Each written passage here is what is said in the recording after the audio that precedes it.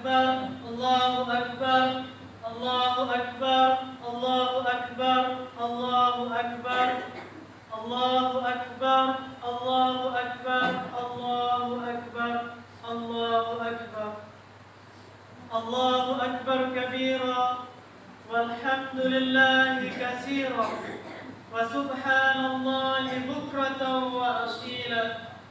La ilaha illallah, wallahu akbar, Allahu akbar, walillahil hamd.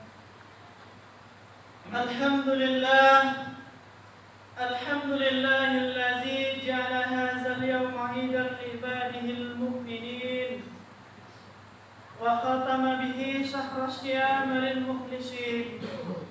Ashhadu an la ilaha illallah wahdahu la syarika lah wa ashhadu anna Muhammadan 'abduhu wa rasuluh la nabiyya ba'dahu.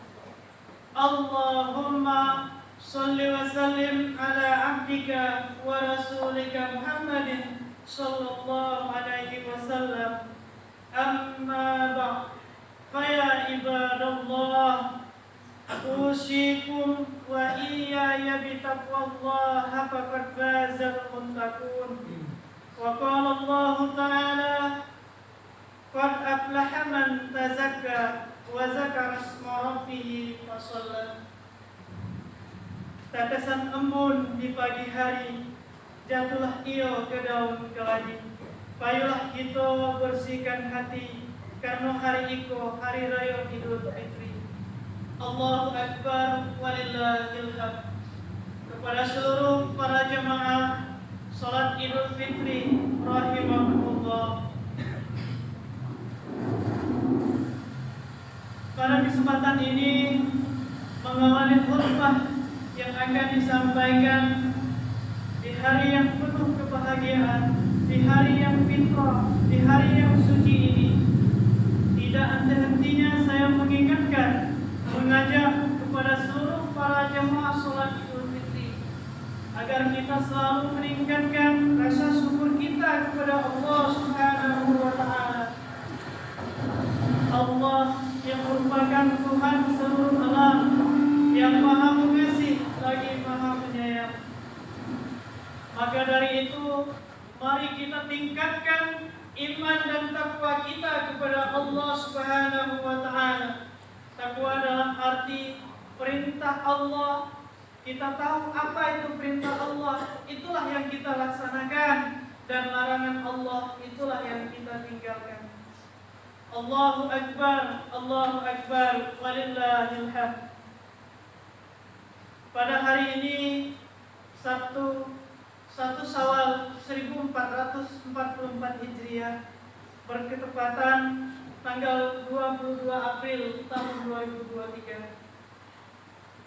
Sebuah hari yang telah kita nanti-nantikan, yang kita rindukan, yang kita tunggu selama ini. Dalam keadaan sehat, alhamdulillah kita dapat berjumpa di hari kebahagiaan pada kesempatan ini yang kita nikmati, yaitunya melaksanakan hari raya Idul Fitri, sholat berjamaah bersama. Maka dari itu, sama-sama telah kita ketahui, mulai dari tadi malam sampai hari ini, seluruh umat Islam dimanapun mereka berada, baik itu anak-anak, orang dewasa, orang tua, telah mengumandangkan lantunan takbir yang sangat luar biasa. Allahu Akbar, Allahu Akbar, Allahu Akbar. Tentu takbir yang telah dikumandangkan tersebut merupakan sebuah petanda bagi kita seluruh umat Islam bahwasanya pada hari ini kita melaksanakan hari raya Idul Fitri tahun 1444 Hijriah. Maka dari itu, khutbah pada hari raya tahun ini dapat saya sampaikan dengan judul 3 bentuk kemenangan bagi umat Islam pada hari raya. Bentuk kemenangan yang pertama yaitu bentuk kemenangan spiritual ataupun kemenangan jiwa. Kemenangan spiritual ini adalah kemenangan jiwa kita. Kemenangan jiwa yang selalu bersih, jiwa kita yang selalu bersih dan suci. Tentu itu semua kita telah terjauhi dari berbagai bentuk noda ataupun berbagai bentuk penyakit. Seperti apa itu semua noda ataupun penyakit tersebut? Yaitu seperti syirik, seperti dengki, seperti sombong, dan lain sebagainya yang berbentuk penyakit hati. Tentunya diharapkan penyakit tersebut seperti sombong, dengki, dan yang lainnya itu pada 1 bulan Ramadan penuh kemarin, sifat itu semua, rasa itu semua dapat hilang dalam jiwa kita, dapat terkikis habis dalam jiwa kita masing-masing. A'udzubillahi minasyaitonirrajim. Qad aflaha man zakkaha. Sungguh telah menang dan beruntung bagi orang yang mensucikan jiwanya. Wa qad khaba man dassaha. Dan sungguh rugi bagi orang yang mengotorinya. Telah dijelaskan dalam surah Asy-Syams ayat 9 sampai 10. Jiwa kita yang menang adalah bentuk jiwa kita yang selalu berupaya untuk membentengi diri kita, untuk menjauhi diri kita dari berbagai bentuk penyimpangan ataupun penodaan yang bertentangan terhadap yang telah ditetapkan oleh Allah Subhanahu wa Ta'ala. Sebab ada satu karakter jiwa yang dibina pada bulan Ramadan kemarin. Apa karakter tersebut? Yaitu karakter jujur atau amanah. Karena ibadah puasa yang kita laksanakan di bulan Ramadan itulah salah satu ujian bagi kita dalam hal untuk menentukan kejujuran pribadi kita masing-masing. Karena hanya Allah yang dapat mengetahui sepenuhnya apakah kita menjalankan ibadah puasa atau tidak. Sebab ibadah puasa yang kita jalani itu jauh berbeda dengan ibadah-ibadah yang lainnya, seperti ibadah sholat, bersedekah, dan yang lain sebagainya. Tentu jika itu berhasil kita lakukan, berhasil kita terapkan, maka saat itulah kita sedang merayakan puncak kemenangan jiwa kita yang sesungguhnya pada hari raya Idul Fitri. Para jemaah sholat Idul Fitri rahimakumullah, kemenangan yang kedua yaitu berbentuk kemenangan emosional. Ibadah Ramadan telah membimbing seluruh umat Islam, membimbing diri kita masing-masing menuju kemenangan secara emosional yang berbentuk sifat perilaku dan kondisi perasaan kita yang terdapat dalam diri kita masing-masing. Itu bisa berupa rasa kita ingin marah, rasa kita takut, rasa kita cemas, membenci, minder, ataupun yang lain sebagainya. Sebab karena emosi yang menang itu adalah apabila emosi yang tercantum dalam diri kita itu dapat terkendali dengan baik. Yang dalam istilah agama Islam dapat kita kenal dengan sebutan sabar. Sabar dalam Islam itu bukanlah suatu kelemahan pada diri kita, pada seluruh umat Islam, pada diri seseorang. Akan tetapi sabar dalam Islam itu justru merupakan suatu kekuatan bagi diri kita. Innallaha ma'as-sabirin. Sesungguhnya Allah bersama orang-orang yang sabar. Allahu Akbar, Allahu Akbar, Allahu Akbar, walillahil hamd. Bentuk kemenangan yang ketiga yaitu kemenangan secara intelektual, yaitu kecerdasan kita dalam hal berpikir. Ibadah Ramadan juga melahirkan bagi sosok-sosok pribadi umat muslim agar dapat melaksanakan kemenangan secara intelektual yang ditandai dengan kecerdasan. Bagaimana kita memahami realita, mengerti apa yang terjadi, yang selalu dapat memberikan keseimbangan dalam diri kita, keseimbangan dalam pola pikiran kita sehari-hari. Sebab kecerdasan dalam Islam itu meliputi, yaitu kecerdasan kita yang dapat membedakan mana yang halal untuk kita lakukan, mana yang haram untuk kita tinggalkan. Lalu kecerdasan yang dapat mempertimbangkan antara mana yang menimbulkan manfaat untuk kita semua dan mana yang menimbulkan mudarat bagi kita semua. Lalu kecerdasan yang selalu dapat mengerti akan hak dan akan kewajiban.